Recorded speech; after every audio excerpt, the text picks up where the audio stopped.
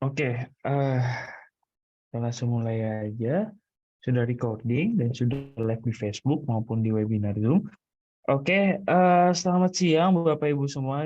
Kita berjumpa lagi di kelas pasti Pak Investasi bersama CGS yang Sekuritas Indonesia. Perkenalkan, nama saya Wisnu Adi Kumbara. Saya dari tim Digital Bisnis dari CGS yang Sekuritas Indonesia yang akan membawakan sesi kedua ya Bapak Ibu ya. Dan di sini kita ada dua sesi. Yang sesi pertama akan diisi oleh Mas Aji Kurniawan dari Retail Research Analyst ya dari CGS CMB Sekuritas Indonesia yang akan membawakan tema yaitu cermat investasi bagi milenial dan Gen Z. Nah, mungkin Bapak Ibu kalau ada pertanyaan yang udah join diskusi dan untuk temanya menarik nih karena kita membahas cermat investasi bagi milenial dan Gen Z, pastinya yang kita inginkan adalah eh, bahwasanya milenial dan Gen Z itu harus bisa berinvestasi ya, karena kita harus bisa punya uang dana darurat dan nanti Mas Haji akan menjelaskan secara lengkap seperti itu. Untuk cocok banget nih mungkin kayak Mas Haji maupun saya gitu ya, masuk dalam kategori milenial dan Gen Z itu sangat tertarik sekali dengan investasi. Oke, kita langsung mulai aja. Jadi kita di sini akan menampilkan dari sisi website Bapak Ibu. Website resmi kami.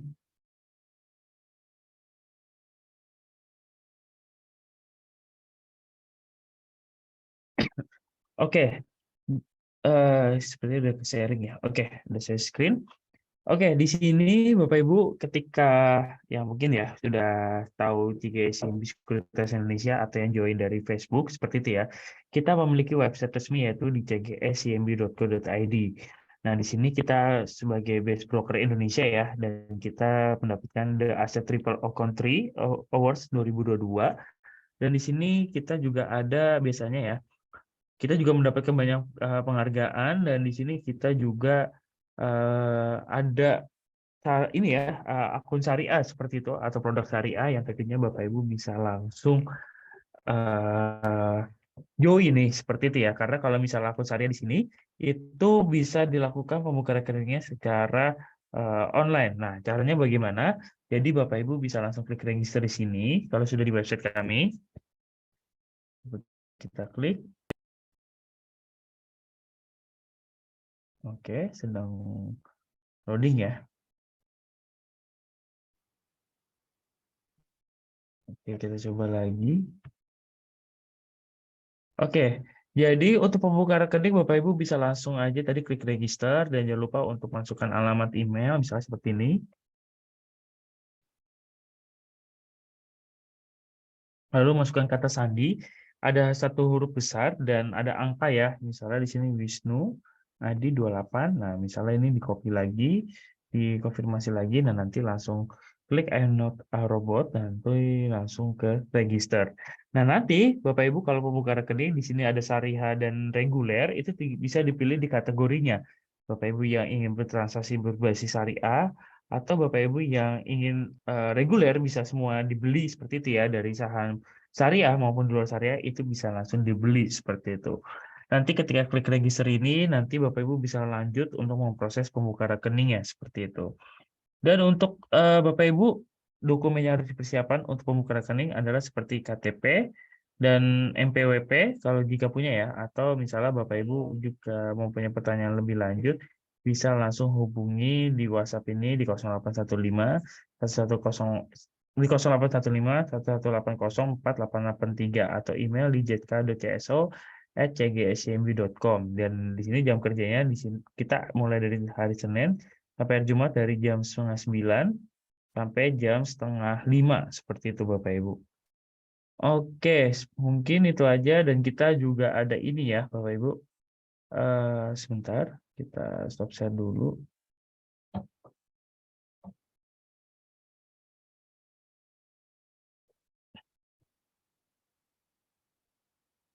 Oke, kita juga ada Discord ya Bapak Ibu ya, yaitu kita punya event namanya Cleaning Saham.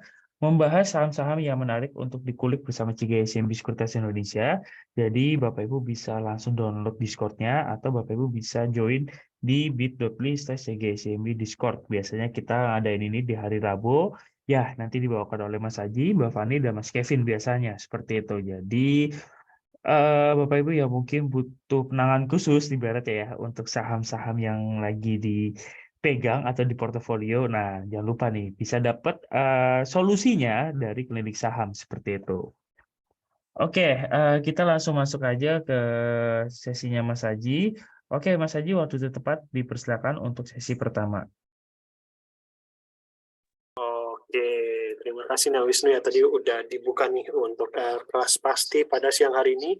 Selamat siang teman-teman semua, Bapak Ibu tercinta ya dari CGSMB Sekuritas Indonesia di kesempatan kelas pasti umum di siang hari ini tentunya penting banget ya dan tentunya menarik yang akan kita bahas di tema siang hari ini, di mana sebagai generasi milenial dan Gen Z ya, ini penting banget nih untuk kita cermat untuk mulai berinvestasi.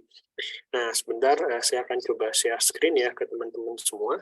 Nah, jadi perkenalkan, nama saya Haji Kurniawan dari tim Retail Research dari CGSMB Sekuritas Indonesia. Dan tentunya di siang hari ini kita akan sharing-sharing materi yang menarik ya untuk kita sama-sama belajar bareng tentang investasi, khususnya bagi generasi millennials dan Gen Z yang tentunya punya masa depan ya, punya jenjang tentunya jenjang dalam arti di masa depan yang cukup panjang dan tentunya penting banget ya untuk sejak dini mulai berinvestasi supaya bisa membantu nih mencapai impian-impiannya di masa depan. Nah, tentunya apa nih yang akan kita bahas? Nah, tentunya bagi generasi milenial dan Gen Z, tentunya generasi yang lagi mengembangkan diri ya, mengembangkan diri secara sosial, secara bakat dan minat ya, dan tentunya ingin ya dirinya itu terus bertumbuh di manapun dia berada. Dan tentunya supaya bisa sukses ya, tentunya generasi milenial dan Gen Z ingin eksis nih ya secara sosial ya. Nah, tentunya kalau ngeliatin tren-tren saat ini teman-teman dan Bapak Ibu ya, generasi millennials itu tentunya takut nggak mau ketinggalan nih tentang apa aja yang terjadi di sosial media, mulai dari yang hits ya, yang beken, yang ada di FYP ya, for your pages di sosial media kita masing-masing, mulai dari makanan ya, gaya hidup, pokoknya macam-macam ya, hingga tentunya dalam arti kehidupan sosial ya, mulai dari shopping dan hal-hal yang lainnya yang relate dengan eksistensi generasi milenial dan Gen Z. Nah, tapi tentunya memang kalau kita cermati memang generasi milenial dan Gen Z itu memang generasi yang tentunya masih banyak PR ya. PR dari segi dari finansialnya memang belum matang, kemudian juga dari segi mentalitasnya juga masih terus dalam arti masih berkembang ya teman-teman ya. Jadi masih perlu nih untuk membedakan mana yang penting dan mana yang mungkin lebih bersifat konsumtif ya.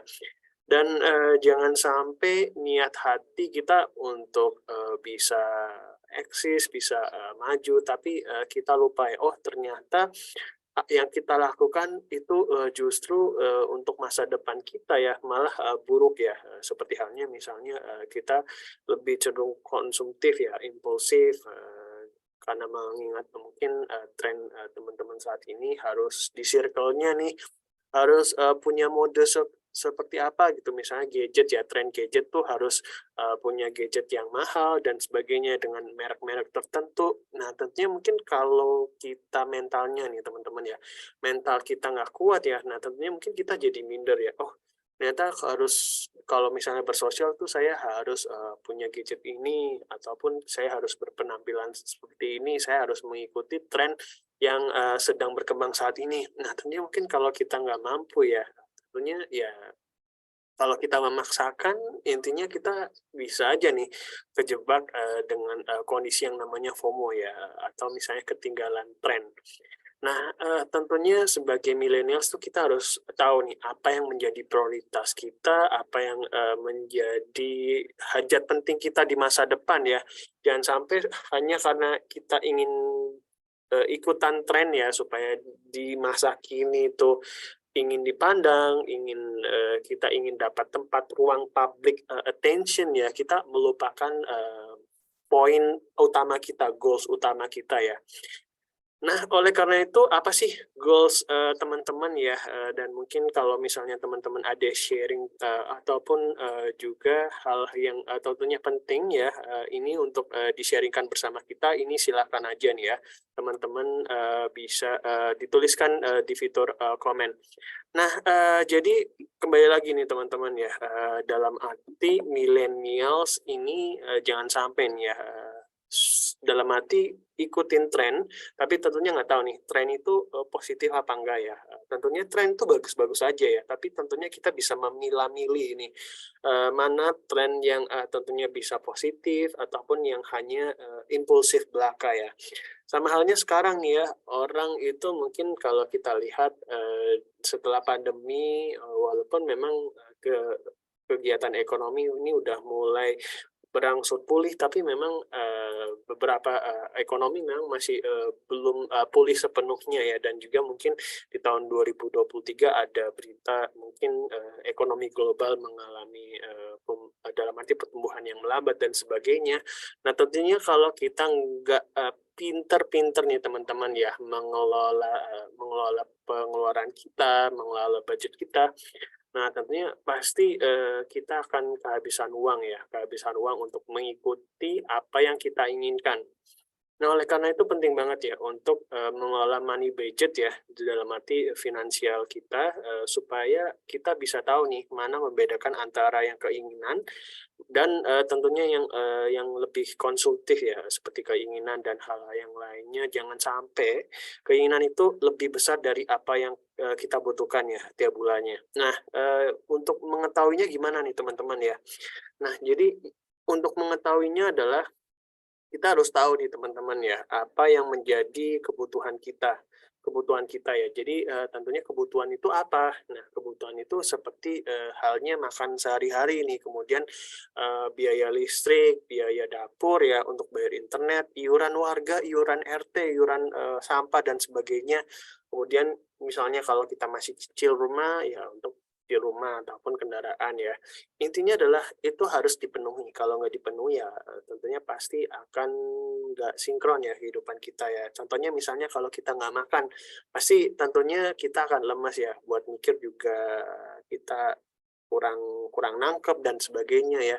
Dan, tentunya bikin, aktivitas kita itu, berkurang ya. Jadi tentunya kita harus tahu nih, apa yang menjadi kebutuhan wajib kita dan tentunya itu harus dipenuhi terlebih dahulu. Nah, baru mungkin se dalam arti selain itu mungkin kita bisa alokasikan ya untuk memenuhi keinginan kita. Jadi nggak sepenuhnya mungkin kalau kita bisa cerdas finansial, kita nggak boleh memenuhi keinginan kita ya, kita direm semua, kita nggak boleh, senang-senang dan yang lainnya, tentunya itu juga nggak bagus juga ya, karena tentunya sebagai manusia kita ada bosennya, kita ada juga untuk memenuhi keinginan diri, tapi tentunya bagaimana kita memanage-nya, me-manage keinginan kita, me-manage, spending kita adalah itu yang, menjadi, kunci nih teman-teman ya. Jadi ibaratnya apa yang menjadi keinginan kita adalah yang mampu aja ya, jangan jangan sampai memaksakan keinginan kita supaya mampu ya, mampu memenuhinya. Nah, kadang orang suka terjebak nih oleh jebakan, tersebut ya, dan akhirnya mungkin kalau nggak terpenuhi, bisa aja berhutang ya. Nah, tentunya kalau kita punya utang dan, ini sifatnya konsumtif, kita akan dalam arti kita akan terjebak ya, terjebak dan, kita akan, diturutin ya, apa yang keinginan kita dan, tentunya kalau utang kita semakin menggunung, nggak ada celah nih untuk kita, untuk, bisa nafas ya. Jadi, ibaratnya itu dari hari paycheck to paycheck, dari, bulan ke bulan ya uang yang kita hasilkan untuk membiayai misalnya cicilan kita, memenuhi kehidupan kita dan kita lupa nih untuk, misalnya menyisihkan dana untuk kehidupan yang lebih, bahagia misalnya dengan, di masa tua ya, untuk mencapai financial freedom ya. Dan, tentunya kalau itu nggak mulai dipikirin dari sekarang, itu kapan lagi nih teman-teman ya. Nah, oleh karena itu di sisa porsi yang setelah 50% kebutuhan, 30% keinginan, nah ini kita mulai melek nih ya, untuk mengalokasikan dana darurat dan dana, dingin untuk, pensiun juga dan dana untuk berinvestasi ya. Nah, untuk apa sih teman-teman? Karena ibaratnya hari ini, hari esok ya, apalagi hari esok, itu kita nggak ada yang pernah tahu ya.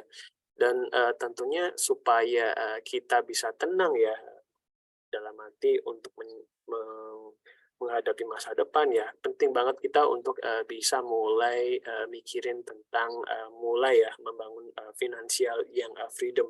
Karena financial freedom itu bukan berarti kita bisa melakukan apa aja ya sesuka kita tanpa harus bekerja.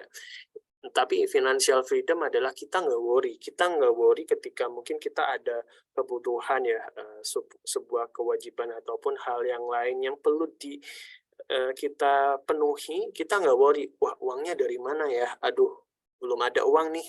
Ya jadi kita nyicil atau apa ya, kita nabung.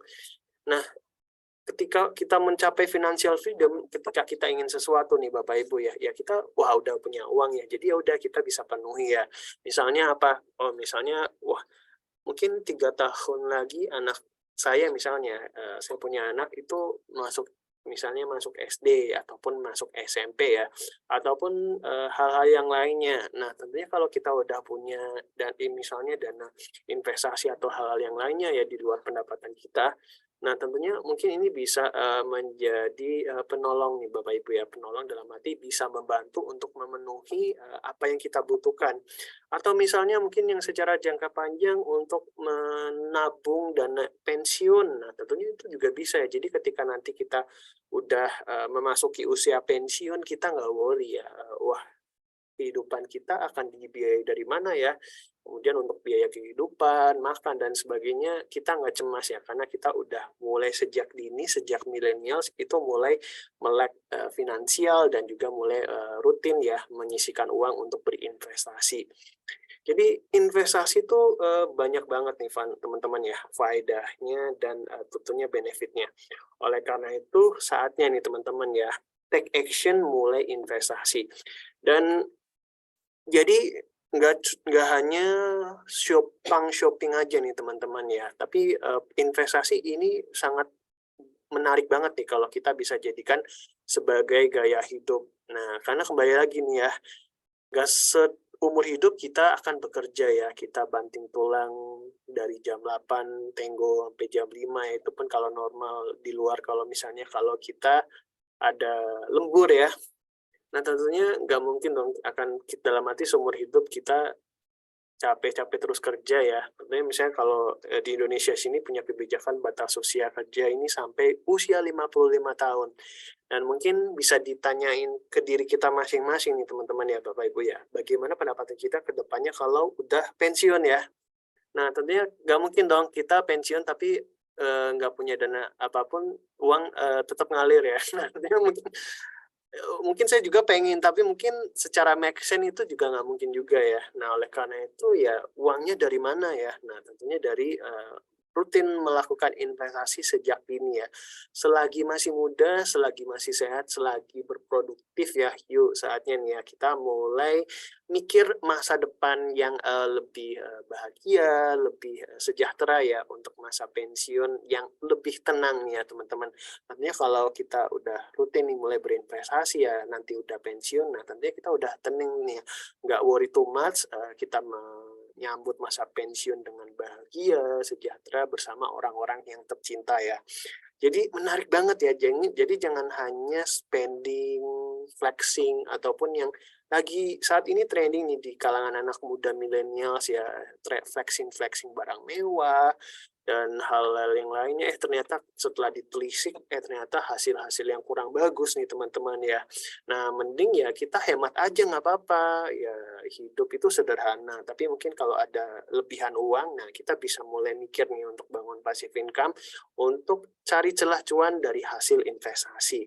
Jadi yuk saatnya nih ya mulai jadikan investasi sebagai gaya hidup. Nah, namanya gaya hidup itu kan memang harus terbiasa, harus menjadi habit yang tentunya ini udah rutin dilakukan secara disiplin. Nah, jadi nggak perlu langkah yang besar nih teman-teman ya, tapi kita mulai aja dulu ya dengan satu langkah yang punya niat dan tekad yang bulat.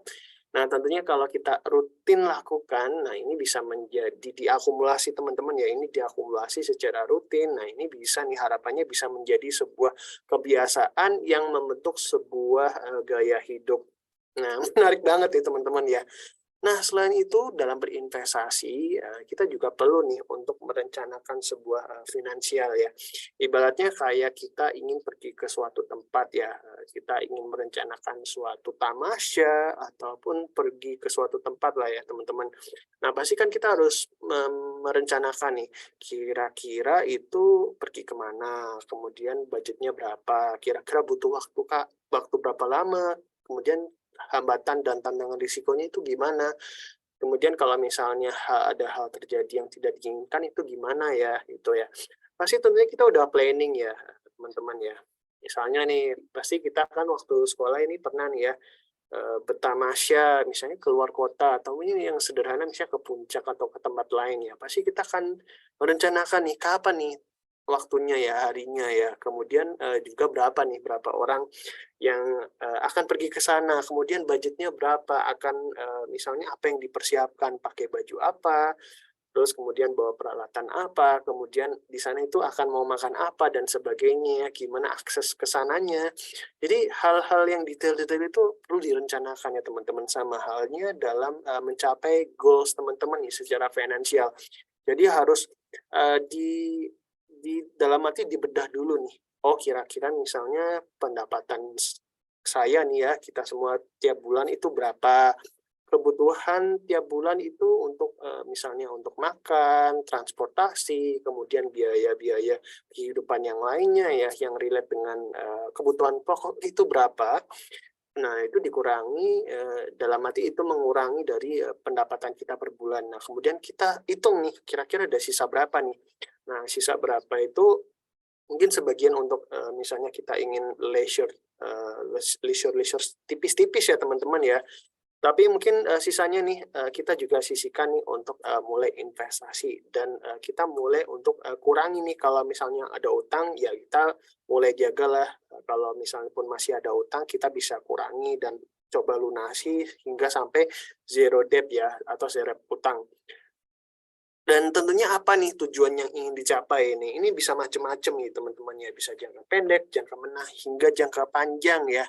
Nah, misalnya teman-teman punya tujuan apa nih ya di dalam financial goals? Nah, mungkin bisa sharing nih bersama kita. Dan juga kita reminder ya bagi teman-teman yang live di Facebook ataupun di Zoom ya, kalau ada pertanyaan ini feel free bisa sharing bersama kita di fitur chat ataupun komen ya di channelnya teman-teman masing-masing ya. Nah, kita lanjut lagi nih teman-teman ya, untuk membahas tujuan finansial ya. Nah, tentunya kalau ngomongin goals ini tentunya pasti semua orang semangat ya. Nah, jadi kalau kita bedakan ya teman-teman ya, bedakan secara 3 segmen, ada yang jangka pendek, jangka menengah, dan jangka panjang. Sebenarnya sih ini untuk memudahkan ya, dalam arti kalau misalnya goals kita itu yang nggak terlalu besar ya, dan tentunya bisa achievable secara jangka pendek ya, misalnya kita liburan, ataupun misalnya staycation dan sebagainya. Biasanya itu cost-nya kan nggak tahu besar ya teman-teman ya, itu bisa kita kelompokkan ke dalam goals yang jangka pendek. Nah, jangka pendeknya itu adalah yang kira-kira dapat dicapai dalam kurun waktu kurang dari 1 tahun. Nah, kemudian juga dari jangka menengah ya. Nah, jangka menengah ini juga bisa beragam ya. Ada yang ingin misalnya menikah, kemudian misalnya ingin studi lanjut ya, ataupun membeli kendaraan pribadi. Nah, itu juga kira-kira contohnya seperti itu ataupun jangka panjang ya. Nah, jangka panjang adalah ini time frame-nya memang lebih panjang ya, yang mempersiapkan hal yang lebih besar dan tentunya ini bisa dapat bermanfaat lebih banyak nih untuk kita. Nah, jadi di sini adalah jangka panjang. Ini seperti misalnya kita punya goals untuk pensiun ya. Nah, misalnya di sini teman-teman pengen nih bersantai di masa pensiun dengan punya villa. Nah, ini bisa nih ya sebagai salah satu tujuan goal secara jangka panjang, ataupun juga ini bisa variatif nih sesuai dengan keinginan teman-teman dalam meraih financial goals. Ini hanya contoh aja ya. Dan tentunya 3 segmen goals ini tentunya butuh pencapaian, dalam arti butuh achievement ya, yang mungkin nggak semuanya bisa tercapai dari gaji kita nih, gaji atau pendapatan yang kita terima dari bekerja. Nah, oleh karena itu supaya bisa meng-achieve-nya itu, solusinya apa ya? Solusinya adalah bisa teman-teman mulai berinvestasi. Nah, kenapa sih investasi itu harus digaungkan? Investasi harus ditekankan. Dalam arti kita harus digalakkan untuk sejak muda berinvestasi dan rutin, ya. Karena tentunya adanya konsep inflasi ya teman-teman, di samping kita punya goals. Nah, kenapa adanya inflasi ya? Nah, kenapa ada inflasi? Tentunya ini adalah dari segi demand dan supply ya, dan juga dari segi kenaikan barang dan jasa yang terjadi secara periodik ya. Nah, tentunya mungkin kalau kita bandingkan dengan nilai uang kita, kalau misalnya kita nggak jaga nih nilai uang kita dari inflasi, nah lama-kelamaan akan menyusut nih teman-teman ya. Nah, nggak percaya. Nah, kita lihat nih ya, masa sih nggak percaya? Masa sih nilai uang kita turun ya? Nah, ini kita kasih buktinya teman-teman ya. Ada study case sederhana yang nggak jauh-jauh dari kebutuhan pokok kita yang sering kita makan, konsumsi, kita beli. Nah, di sini adalah kalau kita perhatikan nih teman-teman, uang 100.000 saat ini memang kalau kita beli ya, dalam arti kita belanjain, ini sekarang nilainya tuh untuk beli barang aja mungkin bisa kehitung ya, mungkin 1, 2 barang tergantung harganya, manfaatnya, dan tentunya volumenya ya. Tapi memang secara umum kalau uang 100.000 kita belanjakan itu nggak sebanyak dulu kala ya, mungkin 10 tahun hingga 20 tahun yang lalu. Nah, jadi kalau kita contohnya nih teman-teman ke supermarket sendiri, ini harga dalam arti uang 100.000 tuh tahun 2000-an hingga 2012 tuh masih bisa ya, kelihatan tuh pantes lah ya untuk kita dorong ke depan mbak-mbak kasir ya di supermarket kita, favorit kita masing-masing. Nah, tapi kalau sekarang nih teman-teman ya, uang 100.000 aja mungkin cuma bisa menjangkau atau membayar beberapa barang aja ya. Nah, tentunya kalau kita melihat dalam arti contoh yang ada ya teman-teman ya, nilai uang kita terus menurun nih teman-teman ya. Apakah uang kita atau pendapatan kita itu juga akan dalam arti seimbang nih, ikut beriringan naik apa enggak? Nah, mungkin kalau enggak naik, ikutan naik, nah itu hati-hati nih teman ya, karena uang kita tergerogoti oleh inflasi, nggak dalam arti sadar nggak sadar ya, uang kita mungkin ya dapat tiap bulan rutin ya, tapi karena ada inflasi ya, belanja mungkin bisa 100.000 tahan dulu 20 tahun lalu itu bisa tahan mungkin seminggu, 2 minggu, sekarang cuma bisa berapa, sehari aja nggak mungkin untuk satu rumah tangga mungkin nggak cukup ya. Dalam arti mungkin bisa dicukup-cukupkan ya, tapi mungkin kalau untuk jangka waktu seminggu mungkin itu kurang ya teman-teman ya. Nah, contoh apa lagi nih teman-teman? Nah, contoh lagi adalah mie instan ya. Mie instan kalau kita lihat di tahun 10 tahun yang lalu tuh satu bungkus tuh cuma harganya Rp1.000 dibandingkan kalau sekarang itu satu bungkus saja udah Rp3.000, bahkan bisa aja lebih ya.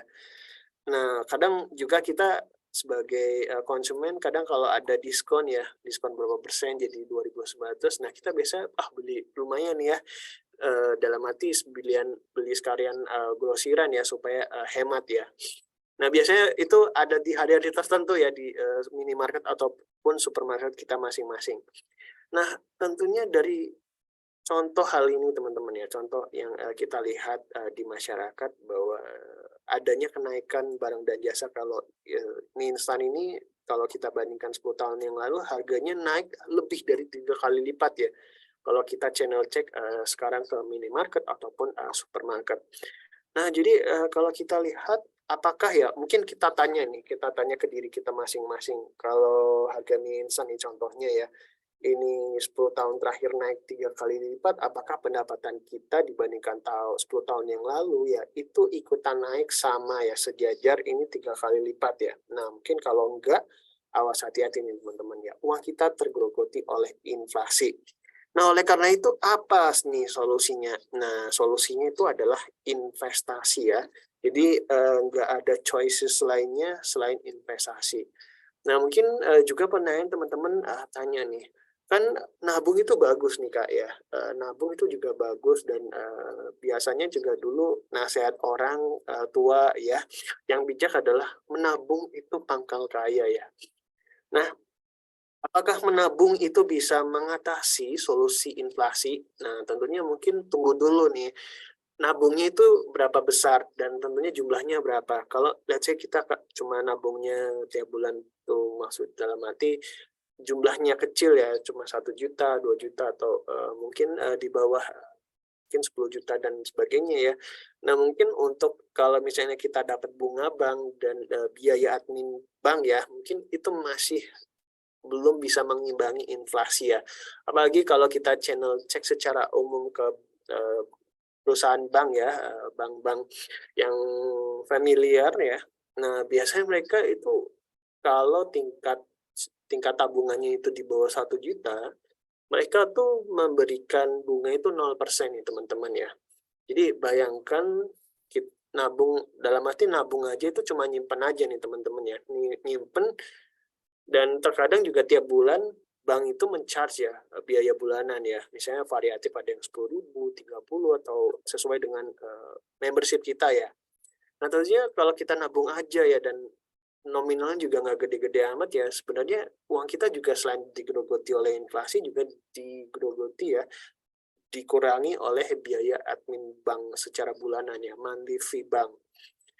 Nah, oleh karena itu nih teman-teman ya, jadi menabung aja nggak cukup nih teman-teman untuk menjaga nilai uang kita ya. Jadi penting banget untuk saat ini kita mulai dalam arti mulai investasi ya, jangan hanya nabung aja tapi investasi. Nah, jadi investasi ya, dalam arti nabung itu berarti jelek dong Kak? Enggak juga jelek ya Bapak Ibu ya, nabung itu bagus ya, nabung itu bagus, nabung itu sebuah kebiasaan yang sangat bagus sekali dari zaman dulu ya, mengajarkan kita kedisiplinan, mengajarkan kita untuk berhemat ya. Nah, tapi adalah harus ada plusnya nih, selain menabung ini plusnya harus berinvestasi. Nah, di mana saat ini nih teman-teman seperti saya nih yang masih bekerja ya, ataupun mungkin Bapak Ibu sebagai karyawan, ataupun yang berwirausaha, yang intinya adalah untuk mendapatkan uang itu harus melakukan sebuah pekerjaan ya, dan dalam arti ini active working ya, work for money. Kalau nggak bekerja, nggak work, ya nggak dapat money. Dan mungkin yang belum adalah kita mulai melirik nih untuk mulai membangun passive income. Nah, di sini salah satunya untuk Bapak Ibu yang mungkin belum nih ya, yang udah punya active income, mungkin yang belum ini adalah passive income-nya nih. Nah, di mana untuk membangun passive income ada pilihan ya teman-teman Bapak Ibu yang mungkin punya modal besar, ini bisa menjadi pemilik bisnis, ataupun yang mungkin belum punya modal yang besar ya, dengan menyisihkan uang bulanan tiap bulan dari gaji yang udah dipotong dengan uang dapur dan sebagainya, ini bisa mulai melirik passive income dengan mulai berinvestasi saham. Nah, ibaratnya teman-teman ini bisa mulai investasi dari 0 rupiah ya di CJCIB Sekuritas Indonesia. Dan tentunya Bapak Ibu yang nonton join live di kelas pasti umum pada siang hari ini ya. Nah, ini di setiap slide ada namanya barcode-nya. Jadi Bapak Ibu yang nanti buka rekening saham, ini langsung aja nih. Bisa mudah untuk scan barcode-nya ya di gawai atau gadget masing-masing untuk langsung ke link ya untuk pembukaan akun secara online. Jadi sekarang sih gampang banget nih Bapak Ibu ya, buka rekening saham dimanapun, kapanpun secara online ya. Jadi nggak terbatas waktu dan bikin investasi makin gampang deh. Nah, tentunya untuk pilih investasi ini sekarang banyak banget ya pilihannya. Tentunya apa sih yang dalam arti kalau kita pilih itu menarik return-nya ya. Nah, jadi kalau kita balik lagi nih Bapak Ibu ya ke konsep inflasi. Nah, jadi kalau kita rata-ratakan ya inflasi secara 10 tahun terakhir ini ada di level 5,56%, which is ini berdasarkan Badan Pusat Statistik ya datanya. Nah, jadi ini kita jejerkan nih beberapa return dari instrumen investasi yang bisa teman-teman pertimbangkan ya. Tapi minimal kalau inflasinya 5%, kita mulai start yang bisa mengimbangi ya. Minimal keep uang kita nggak tergerus tapi tetap utuh ya. Nah, di sini adalah deposito ya. Nah, mungkin deposito adalah salah satu instrumen pasar keuangan yang teman-teman familiar ya. Biasanya kita menaruh uang kita di bank dan biasanya nggak diambil secara kurun waktu tertentu. Nah, biasanya nanti tergantung nih dapat return-nya berapa. Nah, kemudian ada lagi nih obligasi. Nah, obligasi itu juga dalam arti mulai dilirik nih oleh investor ya, dan juga banyak orang juga yang udah mulai sadar nih untuk mulai investasi obligasi ya. Nah, biasa obligasi ini kalau kita retail ini bisa nih Bapak Ibu bisa beli obligasi retail ya atau ORI. Nah, biasanya juga pemerintah ini menerbitkannya nih ataupun juga bisa sukuk retail ya atau SR. Nah, secara rata-rata return-nya 10 tahun terakhir ini obligasi punya return ini 6,67%. Ya, jadi ibaratnya obligasi juga ini return-nya juga nggak tahu tinggi juga, tapi ya oke lah. Tapi dalam arti memang return-nya nggak terlalu tinggi, tapi dari risikonya juga sama nih, moderat nggak terlalu tinggi ya. Karena tentunya risiko yang tinggi, dalam arti return yang tinggi itu juga mengandung risiko yang tinggi juga samanya. Jadi investasi itu nggak ada yang murni pure menawarkan kepastian return, tapi investasi adalah beriringan ya teman-teman.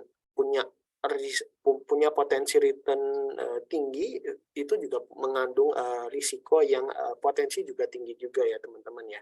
Oleh karena itu kalau kita tahu investasi itu ada risikonya ya kita harus cermat ya mengambil keputusan investasinya nanti.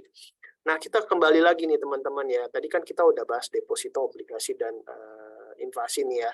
Dan kemudian kita ke instrumen yang lainnya nih. Nah, emas ya.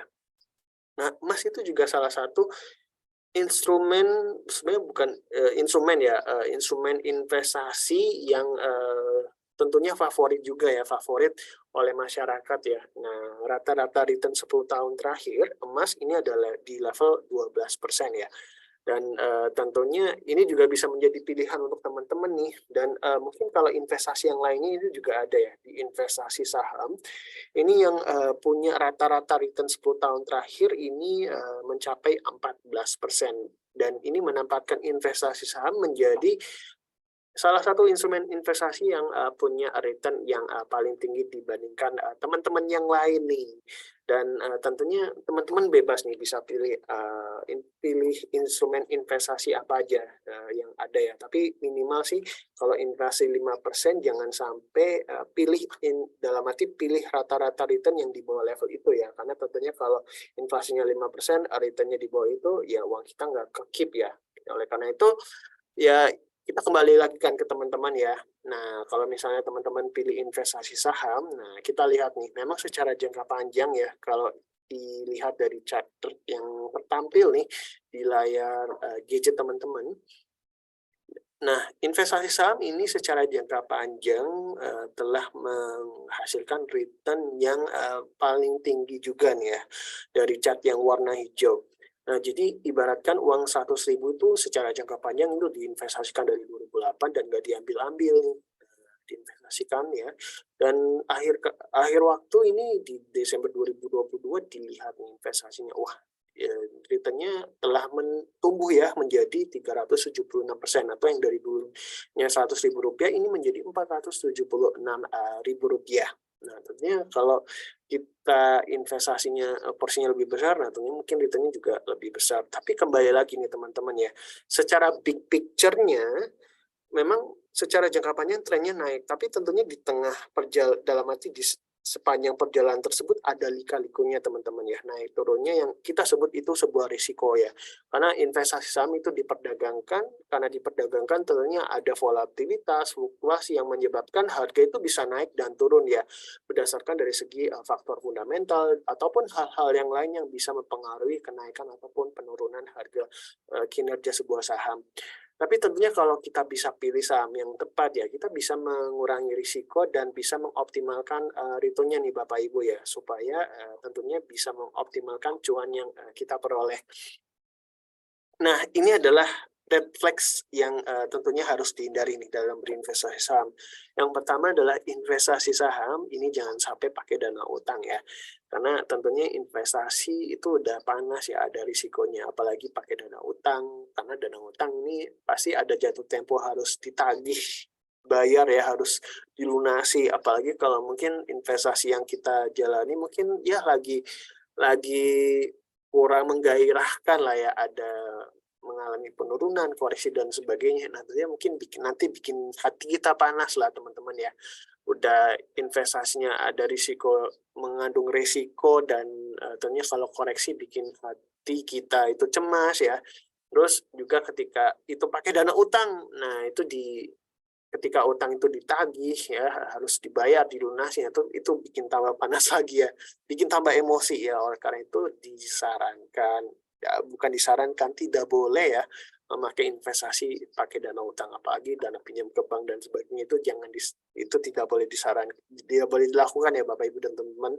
Kemudian juga jangan all in dalam arti ya, karena kita tahu nih returnnya tinggi nih ya, potensi returnnya tinggi, ya udah kita menggelontorkan semua modal yang kita punya untuk investasi di satu saham aja ya. Karena tentunya namanya bisnis ya Bapak Ibu, bisnis ya ada pasang surutnya, ada naik turunnya, ada cycle bisnis di mana bisnis itu ketika mungkin dari segi musimnya itu bagus ya, itu bisnis itu akan positif. Kayak misalnya ketika pandemi COVID kemarin, nah tentunya seperti saham-saham seperti teknologi dan sebagainya yang dalam arti new economy ya.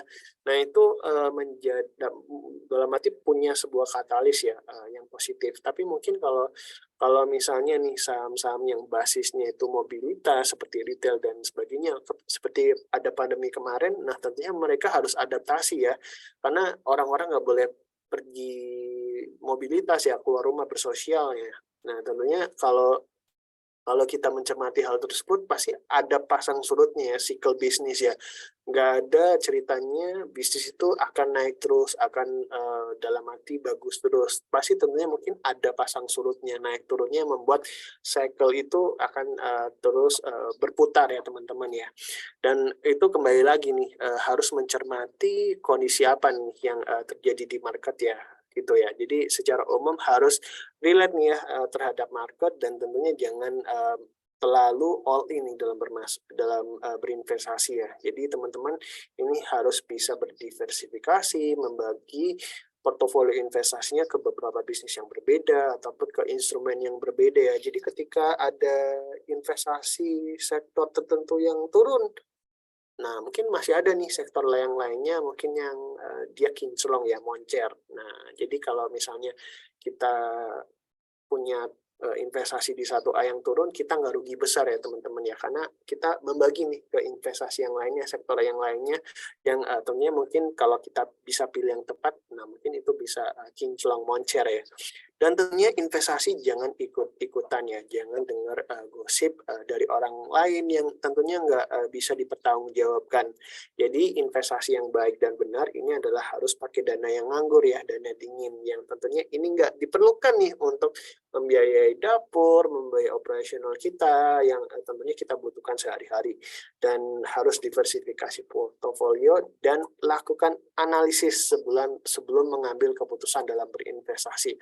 Nah, analisisnya ini ada fundamental dan teknikal. Secara umum sih fundamental adalah mengukur pertumbuhan kinerja sebuah bisnisnya ya, apakah dari segi tren penjualan, laba bersih dan sebagainya ya. Kemudian juga dari segi teknikal bagaimana kita melihat apakah kalau kita beli itu saat ini udah murah apa kemahalan, gitu sih Bapak Ibu ya. Nah, nanti kalau udah jadi nasabah CGSMB Sekuritas Indonesia, kita bisa seru-seruan nih Bapak Ibu ya, belajar tentang analisa fundamental dan teknikal lebih lanjut nih ya Bapak Ibu ya. Jadi mungkin secara garis besar kita akan ngobrol-ngobrol secara umum nih tentang investasi dan saham itu gimana sih.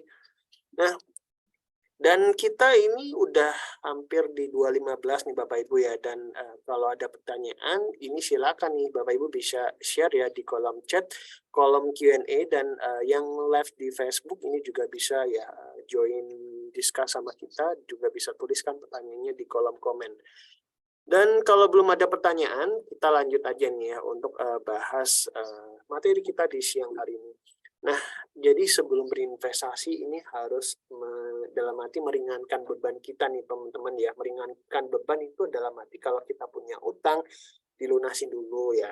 Dalam arti kalau punya cicilan dan sebagainya, kita mungkin nggak harus zero debt ya, tapi mungkin jangan terlalu gede lah antara mungkin pendapatan kita dan utang kita ya. Nah gitu. Dan harus bisa menyeimbangkan nih antara yang wajib dibutuhkan dan yang diinginkan ya. Itu ya Pak teman-teman dan Bapak Ibu ya. Dan tentunya mulai nih dalam arti skala prioritas, selain teman-teman punya kebutuhan bulanan, teman-teman bisa mulai untuk melek dan mikir ya, untuk nyicil goals teman-teman ya, menyisihkan dana darurat untuk ditabung dan untuk mulai berinvestasi sejak dini dan secara rutin untuk menabung saham ya. Dan berikutnya kita kenalan nih tentang konsep saham ya. Secara umum sih saham ini sama aja nih teman-teman, kayak kita membeli sebuah misalnya sebuah bisnis ya. Jadi contohnya nih KCG ini menawarkan untuk teman-temannya ini menyetorkan modal ya ke bisnis kedainya ya. Teman-teman ini menyetorkan modal ya, ini 1 juta masing-masing ya, sebanyak 7 orang, sehingga punya modal 8 juta ya. Dan kemudian bisnisnya itu laku nih teman-teman ya, cuan lah intinya cuan yang jadi sebelumnya 8 juta, secara valuasi ini menjadi 16 juta. Nah, Kasiji dan teman-temannya bisa nih jual sahamnya, kepemilikannya ke orang publik ya, ataupun orang yang dikenalnya, bisa sebagian ataupun semuanya ya. Dan tentunya Kasiji dan teman-temannya kalau menjual saham atau kepemilikan bisnisnya, ini juga dapat cuan ya. Dan itulah secara sederhana konsep kenaikan harga dan perdagangan saham ya. Nah, keuntungannya apa nih teman-teman ya? Keuntungannya adalah tadi ya, selisih harga beli dan jual saham. Ya, kemudian sebagai berapa besarnya selisihnya ya. Nah, tentunya kembalikan lagi seberapa besar porsi yang teman-teman lakukan dalam berinvestasi saham. Kemudian dari segi likuiditas ya. Nah, investasi saham ini kalau teman-teman berinvestasi, mungkin nggak semuanya itu sahamnya itu dalam arti LQ45, tapi secara umum investasi saham adalah dalam arti likuiditasnya itu tinggi ya. Dan mungkin nanti bisa disortir lagi kalau teman-teman pengen yang saham-saham yang punya likuiditas yang tinggi, ini bisa mencermati saham-saham LQ45 ya. Jadi udah dipilihin ya 45 saham yang punya likuiditas tinggi gitu ya. Pokoknya dari segi harga sahamnya itu cenderung relatif stabil dan juga dari fundamentalnya bagus ya. Intinya adalah ketika likuiditasnya tinggi, teman-teman nggak akan kesulitan ya untuk menjual atau membelinya, gitulah intinya ya. Kemudian juga teman-teman dikenakan pajak rendah, dan juga ini final ya, nggak dipotong-potong atau dipungut pajak lagi ya, dan tentunya pajaknya ini rendah banget. Tentunya ini bisa benefit ya untuk kita. Dan juga beberapa perseroan ya, perusahaan publik ini membagikan keuntungannya sebagai dividen ya kepada pemegang saham publik ya. Nah, tentunya besarannya berapa, ini kembali lagi nih, porsi yang kita investasikan. Kemudian dapat memiliki bisnis suatu perseroan dengan modal yang relatif kecil. Dan yang terakhir adalah ini diawasi dan diatur ya oleh regulator. Jadi nggak khawatir nih teman-teman, wah investasi saham ini jadi investasi yang mungkin kurang aman, ya, kemudian nggak diatur OJK ya. Jadi tentunya investasi saham ini aman ya teman-teman ya, karena diatur dan diawasi oleh OJK. Dan nggak, dalam arti teman-teman no worry ya, worry kalau misalnya ini maksudnya bisa berpotensi ke investasi bodong atau hal yang lainnya, karena tentunya udah ada payung hukumnya nih, sebagai ini adalah OJK ya. Dan ini adalah contoh ya teman-teman, simulasi study case. Dan kita masih ada waktu nih sampai 2:30. Kalau teman-teman ada pertanyaan, ini silahkan ya. Bisa dituliskan di kolom chat dan Q&A. Nah, kita langsung nih ya lanjut ke study case kita di siang hari ini. Nah, jadi ibaratnya ini Kak Bunga ya. Kak Bunga ini berumur 28 tahun dan Kak Bunga ini adalah sebuah karyawan nih di perusahaan swasta. Nah, Kak Bunga ini penghasilannya ini 15 juta per bulan dan kalau dihitung-hitung nih teman-teman ya, pengeluarannya itu 3,5 juta per bulan. Jadi ya masih bisa nabung dan sebagainya itu sekitar ya 10 jutaan lebih ya, 12 juta. Dan yang dimiliki saat ini, Kak Bunga punya tabungan 4 juta rupiah di luar dana darurat. Nah, Kak Bunga ini punya mimpi nih ya, dalam waktu dekat ini pengen beli motor baru ya. Ini sekitar range harganya 18 sampai 20 juta rupiah. Nah, di sini adalah kita pakai metode SMART ya teman-teman ya, SMART dalam merencanakan sebuah financial goals. Nah, jadi kalau kita melihat dari segi goals-nya teman-teman ya, Kak Bunga itu lebih ke arah jangka pendek ya targetnya ya. Nah, jadi secara spesifik ini kita bisa identifikasikan ya teman-teman ya, definisikannya secara S itu spesifik ini adalah apa nih goals-nya? Yaitu membeli sepeda motor baru. Nah, kemudian diukur ya, diukur. Nah, kira-kira berapa nih uang yang harus diperlukan ya? Nah, kalau tadi kita hitung kan butuhnya itu sekitar 18 juta ya, minimal 18 juta sampai 20 juta. Nah, kemudian action-nya itu apa ya berikutnya? Action-nya adalah mulai rutin untuk menyisihkan dana yang nganggur nih untuk mulai modal investasi. Nah, minimal ya 1 juta lah. Nah, 1 juta kalau kita bandingkan dari sisa uang yang dikurangi dari pengeluaran kan ini masih lumayan ringan ya teman-teman ya. Jadi investasi itu nyantai tapi rutin nih dilakukan. Nah, kemudian juga mulai rutin investasi ya setelah rutin menyisihkan modal dan lanjut nih untuk mulai rutin investasi. Dan harapannya ketika nanti udah misalnya belajar sama si Jess ya, ini bisa tepat dalam memilih saham. Nah, kalau tepat dalam memilih saham ini bisa mengurangi risiko dan mengoptimalkan return-nya nih Bapak Ibu dan teman-teman ya. Sehingga bunga ini bisa optimal nih dalam arti memperoleh cuan. Nah, kemudian juga dari segi reasonable ya, nih sepeda motornya ini akan dibeli adalah ini untuk kebutuhan produktif ya, menunjang mobilitas bekerja ya, bukan hanya flexing-flexing semata ya. Dan kemudian targetnya ya, nah targetnya tentunya kalau dalam waktu 1 tahun ini maksimal ya sebelum 30 Desember 2023 ini bisa terrealisasi nih, beli mobil dalam arti beli motor baru, maksud saya beli sepeda motor baru untuk dibeli nih ya. Nah, terus gimana nih action-nya? Nah, action-nya di sini nih. Kita asumsikan Kak Bunga ini berinvestasi saham ya, berinvestasi ke sebuah saham.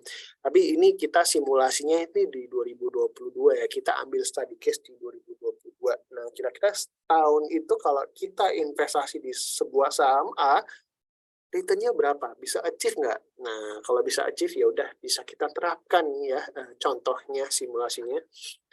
Nah, tapi di awal kita tetap disclaimer on ya Bapak Ibu. Jadi ini kita ambilkan contoh aja membeli saham Bank BRI karena yang lebih gampang aja ya, yang lebih kebayang ya, karena BBRI siapa sih yang nggak tahu ya teman-teman ya Bapak Ibu dan teman-teman ya. Jadi BBRI ini salah satu bank rakyat ya, kebanggaan rakyat Indonesia ya, banknya rakyat Indonesia lah ya, BBRI.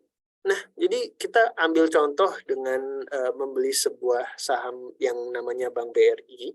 Nah, asumsinya apa? Asumsinya Kak Bunga ini menyisihkan dana sekitar 10-13% dari dana yang sudah dikurangi dengan biaya dapur tadi ya, pengeluarannya 3,5 juta ya, itu 10%-nya berapa? Ini untuk modal berinvestasi saham selama 1 tahun ya di tahun 2022. Nah, case-nya jika tidak jual ya, dalam arti beli saham itu diakumulasi terus selama 12 bulan dan ketika di akhir bulan, di akhir tahun ini dikumpulin ya, kemudian dijual. Nah, di sini terkumpul ini ada 40 lot saham Bank BRI. Nah, dengan averaging harganya ini total modalnya 17 juta Dan nilai akhir investasi di akhir tahun 2022 ini mencapai 19,87 ya, 19,8 juta lah ya. Dan kalau kita hitung-hitung ya return-nya ya dibandingkan total modalnya, ini mendapatkan return 11,3%. Nah, ini kan kalau case sahamnya ini nggak dijual nih teman-teman. Nah, kita juga buat nih case kalau sahamnya ini dijual tiap akhir bulan dengan modal yang terus digulung ya. Jadi beli saham di bulan ini, kemudian di akhir bulan itu dijual dan modalnya itu dipakai lagi nih untuk berinvestasi ditambah dengan modal yang baru disisihkan ya dari 10-13%. Nah, itu kita hitung-hitung ya sampai dengan akhir tahun 2012, akhir tahun Desember 2022 maksud saya ya, itu nilai investasinya ini mencapai 20 juta ya. Nah, tapi karena ini modal digulung memang dari segi return-nya ini kita secara akhir ya total ini menjadi 20 juta. Nah, jadi memang tipis-tipis ya teman dalam arti return-nya, tapi kalau kita bandingkan antara case saham tidak pernah dijual dan case ini dijual dengan return digulung ya, tiap akhir bulan dijual kemudian diinvestasikan lagi nih sampai 12 tahun secara rutin dan disiplin, ini ternyata return-nya bisa lebih tinggi sedikit nih teman-teman ya. Ini contoh nih, jadi teman-teman ternyata dengan berinvestasi saham ini bisa loh untuk mewujudkan apa yang kita inginkan. Jadi kalau kita ya uang kita ini nggak bisa memenuhi secara full goals yang kita inginkan, ternyata dari investasi saham ini bisa membantu untuk mendriver, membooster ya, supaya keinginan kita ini tercapai ya teman-teman ya. Dan ini bisa bervariatif nih teman-teman Bapak Ibu ya, jadi bisa disesuaikan kepada goals kita masing-masing dan tentunya mungkin kalau return ataupun target yang ingin kita capai lebih tinggi, ya kita bisa mix and match sendiri ya dari segi porsi sahamnya dan juga jumlah sahamnya yang kita investasikan. Tapi intinya untuk secara pemula itu nggak usah terlalu muluk-muluk, yang penting adalah kita mulai dulu nih teman-teman ya. Jadi kita mulai terlebih dahulu dan nanti seiring berjalannya waktu kita akan terus belajar ya. Kalau kita udah belajar dengan baik, nanti kita tingkatin lagi ya dari segi porsinya ya, kemudian juga pilih alternatif sahamnya dan sebagainya untuk bisa profit dan cuan yang lebih tinggi. Tapi kembali lagi ya, tetap kita disclaimer on, apa yang kita sharingkan tentunya nanti sebagai investor Bapak Ibu teman-teman tetap ya mempertimbangkan apa yang menjadi keputusan investasi secara diri sendiri ya. Jadi tetap disclaimer on, karena kembali lagi investasi itu nggak full dalam arti mengandung return ya, mengandung cuan, tapi ya investasi yang pasti itu adalah risiko ya, pasti itu ada risiko. Nah, cuannya itu datang kalau misalnya teman-teman bisa meminimalisir risiko, bisa memilih investasi yang tepat. Nah, itu bisa ya, bisa tapi bukan pasti, bisa berpotensi untuk mengoptimalkan return-nya gitu ya. Dan tentunya kita tunggu nih teman-teman ya, kita masih ada waktu 3 menit ya. Bagi Bapak Ibu dan teman-teman kalau ada pertanyaan ini silakan loh ya bisa sharing bersama kita di kesempatan siang hari ini. Oke. Nah, kalau enggak, kita juga mau promo-promo nih Bapak Ibu ya. Kita ada sosial media ya di Instagram, ada Telegram ya, ada di podcast, TikTok, Facebook, YouTube, dan Telegram ya. Supaya teman-teman stay tune up to date tentang investasi dan saham. Dan jangan lupa kita ada program terbaru namanya Klinik Saham. Nah, Klinik Saham itu apa? Jadi kita setiap hari Rabu di hari bursa itu ada diskon ya. Nah, mana kita akan seru membahas saham-saham yang menarik untuk dikulik. Nah, bersama tim dari CGS CNB Sekuritas Indonesia. Nah, Bapak Ibu jangan lupa ya bisa join Discord kita di bit.ly/CGS-CNB Discord ya. Dan tentunya teman-teman bisa ikutin ya secara rutin live Discord kita di channel, di aplikasi Discord ya. Dan sebelumnya tentunya Bapak Ibu harus install dulu nih ya aplikasi Discord di smartphone-nya masing-masing. Dan juga kita di setiap pagi ini juga ada live BTS di Instagram di jam 8 pagi ya. Dan tentunya teman-teman bisa nih ketahui informasi market dan hal-hal yang lainnya di CGI CIMB Sekuritas Indonesia ya. Dan tentunya kemudian ada Telegram, kemudian YouTube, Facebook, dan Twitter ya. Ada podcast juga, pokoknya seru-seru banget ya Bapak Ibu ya. Dan jangan lupa bagi Bapak Ibu yang nanti mau buka rekening saham ya, ini bisa langsung aja nih, scan barcode yang ada di masing-masing slide kita ya. Nah, jadi Bapak Ibu bisa nanti langsung terhubung dengan link untuk buka rekening saham secara online di CGI CIMB Sekuritas Indonesia. Dan kalau belum ada, kita masih tunggu nih, masih ada waktu sekitar 1 menit lagi sebelum kita oper ya ke sesi berikutnya di sesi 2 tentang pengenalan digital bisnis ya, aplikasi online trading bersama Wisnu. Oke. Halo, selamat siang teman-teman dan Bapak Ibu ya. Nah, mungkin kalau nggak ada berhubung waktu udah menunjukkan jam 2:30 ya, kita langsung aja nih mulai ke sesi 2. Dan untuk waktu dan tempatnya saya persilakan ya untuk Wisnu untuk menyambung ya sesi di kelas pasti umum pada siang hari ini. Thank you teman-teman semua. Thank you Mas Haji sudah membawakan materi pertama ya, atau di sesi pertama terkait apa ya, saham ESG ya, dan tadi sudah ada gambarannya bagaimana awal untuk berinvestasi seperti itu ya. Jadi kita sudah dapat banget nih benefitnya seperti itu, dan kita tinggal mengeksekusinya nih di sesi kedua ini, cara menggunakan aplikasi dari CGS CIMB Sekuritas Indonesia. Oke, saya izin share screen dulu. Jadi kita mau ingetin lagi, kita ada event yaitu adalah klinik saham. Nah, Bapak Ibu jangan lupa untuk ini ya, apa namanya, join, karena biasanya kita adakan di setiap hari eh, Rabu seperti itu. Hari Rabu kita ada klinik saham Bapak Ibu. Jadi kita akan membahas terkait saham-saham yang menarik untuk dikulik bersama CGS CIMB Sekuritas Indonesia. Dan boleh juga Bapak Ibu nanti join on Discord. Nanti Bapak Ibu juga bisa menanyakan kira-kira saham apa saja nih yang pengen ditanyain, atau yang porto yang Bapak Ibu masih kira-kira masih oke nggak ya kalau misalnya kita masih hold seperti itu ya. Nah, itu akan dikupas tuntas oleh tim research, itu ada Mas Haji, Mbak Fani, dan Mas Kevin ya. Nanti kalau misalnya join di hari Rabu itu bisa bertanya langsung terkait klinik saham dan tentunya akan membantu dari sisi finansial. Seperti itu Bapak Ibu. Oke, kita langsung masuk aja ke sesi platform ya. Jadi di sini saya akan menampilkan dari versi web ya Bapak Ibu. Mumpung marketnya masih buka, jadi kita bisa belajar langsung seperti itu. Oke, di sini Bapak Ibu, ketika sudah tadi kita udah bahas yang registrasi. Jadi ketika Bapak Ibu sudah registrasi dan sudah mendapatkan nomor RDN, user ID, dan password, itu Bapak Ibu juga akan diberikan seperti user ID dan password ya Bapak Ibu ya.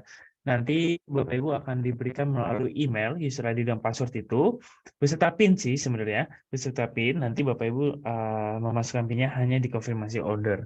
Nah, ini adalah aplikasi terbaru Bapak Ibu. Jadi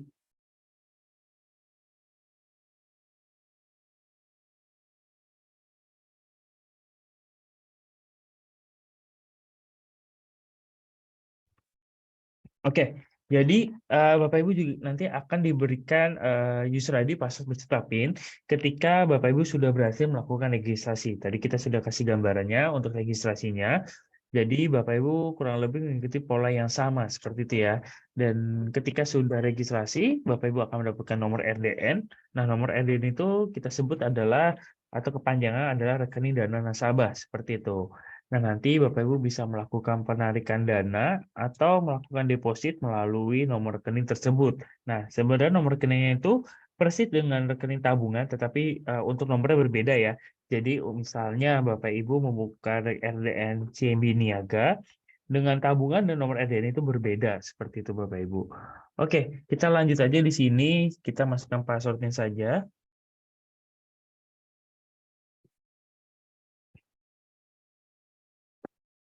Oke, sepertinya ada salah password, sebentar.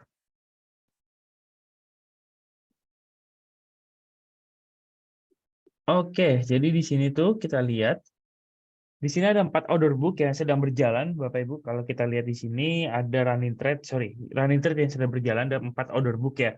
Nah, 4 order book ini menampilkan detail ya, Bapak Ibu, untuk melakukan pembeliannya. Jadi kalau misalnya kita lihat di sini ada base bid dan base offer ya, Bapak Ibu ya. Kalau base bid itu cocok untuk Bapak Ibu ingin melakukan jual cepat seperti itu, atau Bapak Ibu kalau misalnya base offer itu untuk melakukan pembelian cepat, atau kita bisa simpulkan Bapak Ibu ingin bertransaksi cepat untuk match-nya seperti itu. Nah, di sini kita juga menampilkan seperti open, high, low, dan preview close ya, seperti itu. Nah, di sini kita bisa lihat saham BBRI atau BBCA, kita lihat di sini ya. Di sini pembukaannya di 8.400. Harga tertingginya itu di 8.475, lalu harga terendahnya ini di 8.375. Jadi di situ akan terlihat Bapak Ibu pergerakan saham BBCA pada hari ini ya. Kalau kita lihat harga opennya itu di harga 8.400.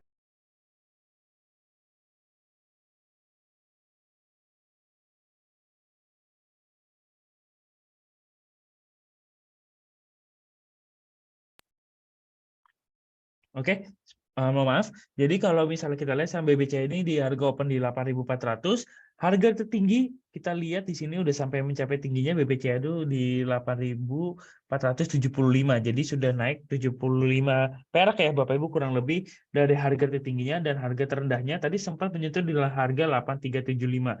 Pergerakannya cukup signifikan ya Bapak Ibu ya, dari harga pembukaan, harga kenaikan, dan harga terendah seperti itu ya. Berarti saham BBCA pada hari ini pernah di harga tersebut seperti itu ya.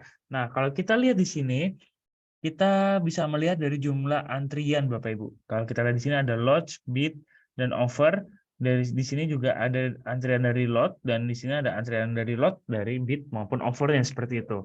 Nah, di sini mungkin kalau jadi pertanyaan adalah apa yang membedakan bid dan offer seperti itu ya.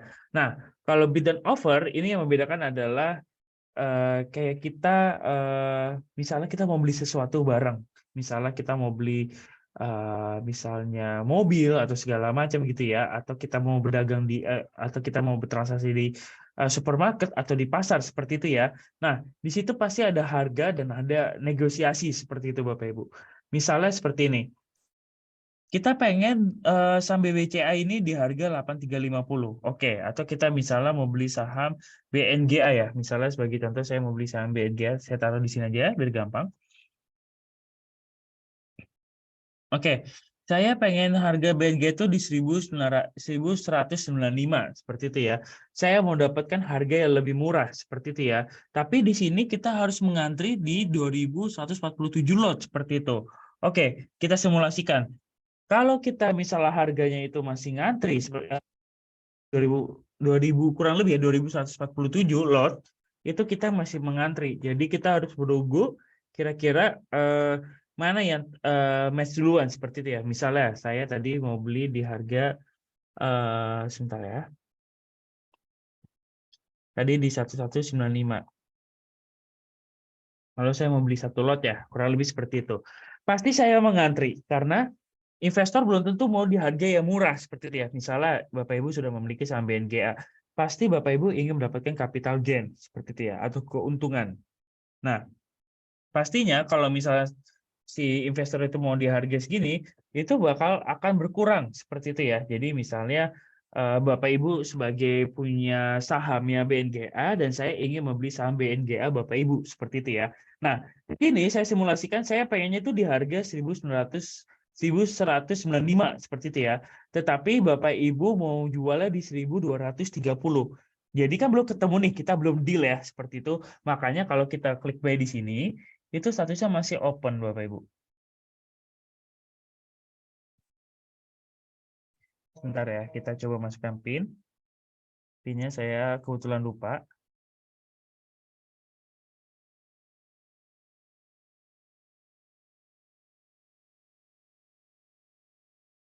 Sebentar. Saya lagi cek PIN-nya ya Bapak Ibu. Sebentar.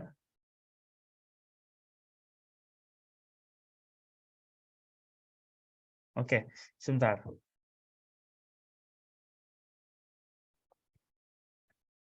Oke, Di sini maka statusnya kalau kita lihat di sini statusnya open ya Bapak Ibu ya.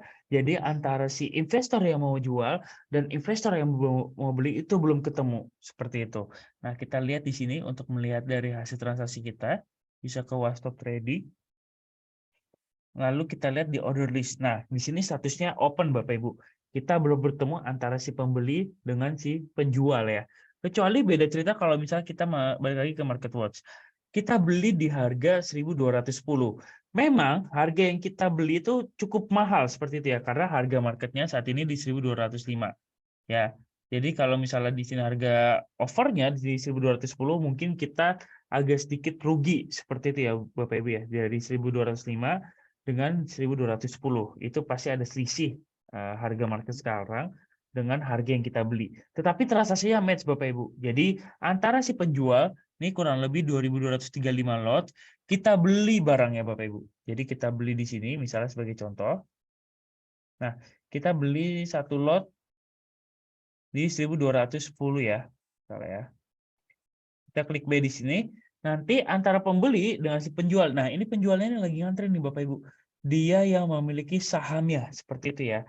Nah, itu bisa transaksinya langsung match seperti itu Bapak Ibu. Begitupun sebalik ya. Kalau kita butuh dana cepat, ini adalah dana yang investor atau antrian lot ini yang mempunyai dana Bapak Ibu, mempunyai dana yang ingin membeli saham BNGA, dan ketika Bapak Ibu ingin cepat untuk mendapatkan dana tersebut seperti itu ya, atau terjual sahamnya, Bapak Ibu bisa menjual di harga 1.200 atau 1.205, itu transaksinya langsung match Bapak Ibu. Kurang lebih seperti itu. Atau Bapak Ibu mau di harga yang lebih rendah lagi, itu bisa. Atau Bapak Ibu bisa mau beli mau di harga lebih mahal lagi, itu juga bisa. Seperti itu Bapak Ibu. Jadi itu bisa diatur kira-kira Bapak Ibu ingin beli di harga berapa. Kalau misalnya jual mau di harga bid, itu bisa langsung match seperti itu. Karena misalnya Bapak Ibu mempunyai urgent, membutuhkan dana cepat. Jadi Bapak Ibu bisa menjual di harga bid. Begitupun ketika Bapak Ibu melihat prospek BNGA ini, kalau kita lihat di harga marketnya 1.205, kedepannya masih punya potensi 1.300 ibaratnya seperti itu ya di resistennya atau pergerakannya cukup signifikan. Nah, Bapak Ibu bisa di harga di 1.210. Karena Bapak Ibu optimis saham BNGA itu mau ke 1.300, maka Bapak Ibu tidak rugi ketika membeli di harga yang over atau di harga mahal seperti itu ya. Karena Bapak Ibu bisa mendapatkan capital gain dari 1.210 dan ketika market harga saham BNGA itu di 1.300, Bapak Ibu bisa mendapatkan capital gain seperti itu Bapak Ibu. Nah, kurang lebih seperti itu ya. Makanya biasa kita kenal adalah Hakaiki, haja kiri, haja kanan. Seperti itu Bapak Ibu. Nah, kita balik lagi ke platform ya. Kalau kita lihat di sini Bapak Ibu bisa melakukan aksi jual dan beli, dan di sini ada running trade ya. Nah, mungkin saya menceritakan sedikit terkait running trade. Nah, kalau running trade ini adalah aksi dari pembelian saham Bapak Ibu. Hasil beli, hasil jual, seperti itu ya. Ketika transaksi sudah match, ini adalah aksi investor yang telah melakukan pembelian saham. Ada banyak banget saham dengan jumlah lot yang berbeda, dengan harga yang berbeda, seperti itu ya. Kalau kita lihat di sini cepat banget pergerakannya Bapak Ibu ya. Ada Tower, ada ST, ada Halo, seperti itu ya, Telkom, segala macam. Itu kalau kita lihat harganya berbeda, lotnya yang berbeda, dan aksinya itu juga berbeda. Aksi beli dan aksi jual, seperti itu Bapak Ibu. Nah, kalau kita lihat secara keseluruhan di sini, kita bisa melihat kalau market kita masih open di sini, lalu di sini composite atau ISG ya. Kita lihat ISG kita tuh turun Bapak Ibu di 1.200, 1,2% ya. Nah, itu cukup signifikan ya. Kita lihat review kemarin ISG cukup terkoreksi untuk pergerakannya ya. Karena kita lihat ada bank di Amerika itu mengalami kolaps seperti itu. Jadi itu akan mempengaruhi terutama di sektor perbankan ya. Nah, itu akan mempengaruhi seperti itu. Lalu di sini juga menampilkan seperti volume value frekuensi ya, itu menampilkan juga dari transaksi pada hari ini dari ISG-nya, dan Bapak Ibu akan mendapatkan data ini secara gratis dan real time seperti itu. Tidak dipungut biaya untuk data-data market seperti ini. Lalu di sini juga bisa menampilkan all stock Bapak Ibu. Jadi saham-saham yang diperdagangkan itu bisa ditampilkan di sini. Dan di sini ada simbol description-nya itu nama perusahaannya apa. Last trade itu artinya hasil transaksi terakhir. Misalnya Bapak Ibu mau beli tadi saham BGA di 110 1.205 seperti itu ya. Ini akan terupdate Bapak Ibu. Nanti di sini juga ada last quantity dan bit load-nya seperti itu ya. Lalu kalau kita lihat di sini ada cash map juga. Nah, cash map ini untuk apa ya? Menganalisa untuk melihat net buy dan net sell atau uang keluar atau uang masuk seperti itu Bapak Ibu ya. Jadi kalau misalnya kita lihat semakin hijau berarti banyak net buy dari saham tersebut, begitupun sebaliknya. Oke, itu untuk dari si Ausstock. Lalu di sini ada global market summary, kita bisa menampilkan dari keseluruhan indeks yang ada di luar Bapak Ibu. Jadi di sini juga tampilkan datanya bersifat gratis dan di sini juga ada heat map. Nah, heat map ini mungkin kalau Bapak Ibu yang join pada siang hari ini yang mengikuti yang sudah menjadi nasabah dan masih menggunakan aplikasi lama, ini adalah heat map yang fitur aplikasi lama kita bawa di aplikasi terbaru seperti itu. Lalu di sini ada one stop trading ya Bapak Ibu. Nah, ini kita juga bisa ada 4 menu, ada market watch secara minimalis, order, new order, lalu ada order list dan portofolio ya. Nah, kalau portofolio ini yang menampilkan dari sisi kepemilikan saham kita yang ada di portofolio seperti itu ya. Jadi Bapak Ibu bisa melihat di sini kira-kira apa ada saham apa aja yang Bapak Ibu miliki di portofolio berdasarkan net balance. Nah, kalau net balance ini adalah jumlah lotnya seperti itu ya. Jadi kita memiliki, misalnya di sini ada 8 ya, net balance itu adalah berarti 8 lot. Nah, satu lotnya itu adalah 100 lembar saham, seperti itu ya. Jadi kalau misalnya 8 lot, berarti 800 lembar saham, seperti itu Bapak Ibu. Nah, kalau kita lihat di sini ada satu lot, berarti saya memiliki 100 lembar saham, seperti itu. Lalu di sini ada new order dan order list ya Bapak Ibu ya. Jadi ketika kita melakukan eksekusi beli atau jual itu akan tertampung di order list seperti itu Bapak Ibu. Lalu di sini juga menampilkan order info. Nah, menu ini kita bisa memfilter dari order search kita ya atau kita mau cari saham-saham apa saja seperti itu yang pernah kita transaksikan. Misalnya saya tadi mau ngecek saham Bumi ya, misalnya saya ingin saham Bumi, kita bisa memfilter dari tanggal berapa ke tanggal berapa. Sebagai contoh, saya mulai dari awal Januari, lalu sampai hari ini, coba kita lihat. Nah, di sini yang menampilkan hanya saham Bumi, dan kita bisa memfilter lagi dari action-nya. Apa kita mau lihat dari action buy-nya aja, atau sell aja, atau secara keseluruhan, itu bisa. Lalu kita bisa menampilkan dari statusnya. Apakah kita mau lihat dari transaksi sebelumnya, apakah ke reject, open, match, seperti itu ya. Itu bisa di order search juga, seperti itu. Lalu di sini ada order history ya. Ya, ini kalau misalnya kita lihat, ini adalah histori transaksi kita, seperti itu. Lalu di sini juga ada menu namanya full quote Bapak Ibu yang menampilkan dari saham-saham yang kita ingin perinci lagi. Misalnya seperti ini. Kita lihat di sini kita menampilkan secara detail ya data-data marketnya seperti last trade, close frequency, last quantity, trade date time-nya. Jadi kita bisa melihat saham BBCA ini bisa kita ganti ya misalnya saham laju. Nah, ini adalah trade date time-nya itu transaksi yang terakhir ya. Terakhir ditransaksikan oleh investor itu ada namanya trade date time. Lalu kita lihat di sini ada lots-nya, lots yang ditransaksikan dan value-nya atau dana atau jumlah value yang ditransaksikan seperti itu. Lalu kita geser ke bawah atau scroll. Nah, ini menampilkannya secara lengkap. Lalu kita juga menampilkan seperti chart, DB price-nya, DB order-nya kita bisa lihat ya Bapak Ibu. Jadi ini yang membedakan kalau misalnya DP price-nya itu menampilkan dari price-nya, lalu di sini dari lot-nya seperti itu ya Bapak Ibu. Lalu di sini menampilkan dari running trade-nya, khusus saham laju ya. Nah, kalau kita lihat di sini ke market watch, di sini running trade-nya semua saham ditampilkan Bapak Ibu. Tetapi kalau di menu full quote itu menampilkan dari saham laju aja dari running trade-nya seperti itu. Jadi sudah terfilter karena kita terperinci lagi kita memiliki dari salah satu emiten. Lalu di sini juga menampilkan company profile. Nah, di sini bisa menampilkan dari manajemennya atau apa namanya ownernya seperti itu ya. Di sini ada company information itu bisa menampilkan semua Bapak Ibu, kurang lebih seperti itu. Lalu di sini juga ada laporan keuangan. Di sini ada top stock, jadi kita bisa menampilkan dari top gainer, top loser ya. Jadi kita bisa kira-kira saham apa saja sih di hari ini yang kenaikannya cukup signifikan? Nah, kalau kita lihat di sini, itu ada saham IRSX seperti itu ya. Ini kenaikannya cukup signifikan pada hari ini, lalu disusul dengan saham Zata dan RTX seperti itu Bapak Ibu. Dan di sini juga ada saham yang kira-kira cukup signifikan untuk penurunannya ya Bapak Ibu ya. Di sini ada saham Buka, Tower, BRPT dan lain-lainnya. Lalu kalau kita lihat di sini most activity by lot-nya, jadi jumlah lot yang cukup banyak untuk ditransaksikan di pada hari ini adalah ada saham Goto, lalu di sini juga ada dari frekuensi itu ada saham Laju dan value-nya itu ada saham BBRI dari dananya ya, itu terbesar adalah saham BBRI. Lalu di sini ada trade by stock juga menampilkan dari saham misal pilihan kita. Misalnya di sini ada BBRI, lalu ada trade summary seperti itu ya, atau trade list-nya ini kita juga bisa menampilkan.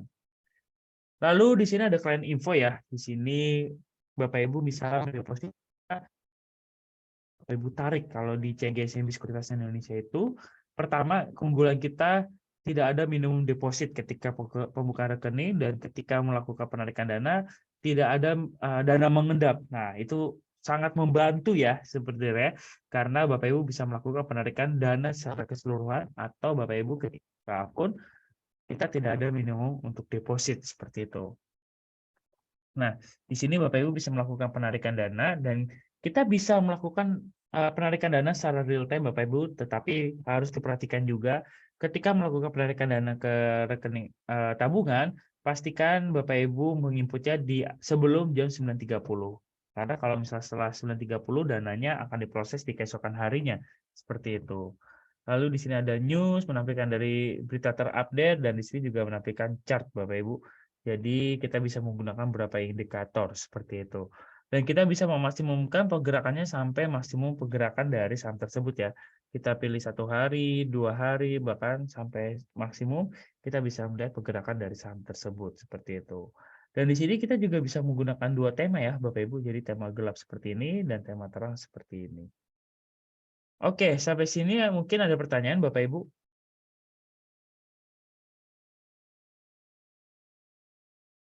Oke, mungkin sudah cukup ya. Baik, terima kasih Bapak Ibu yang telah hadir dan mengikuti kelas pasti PAM Investasi bersama CGS CIMB Sekuritas Indonesia. Sampai jumpa Bapak Ibu di kelas pasti selanjutnya dan tetap semangat berinvestasi bersama CGS CIMB Sekuritas Indonesia. Sampai ketemu di event selanjutnya atau kelas pasti selanjutnya dan jangan lupa untuk mengikuti sosial media kami seperti Instagram, Twitter, Facebook, dan lain-lainnya agar Bapak Ibu tidak ketinggalan untuk informasi dari kami. Oke, Bapak Ibu, thank you yang telah mengikuti kelas pasti.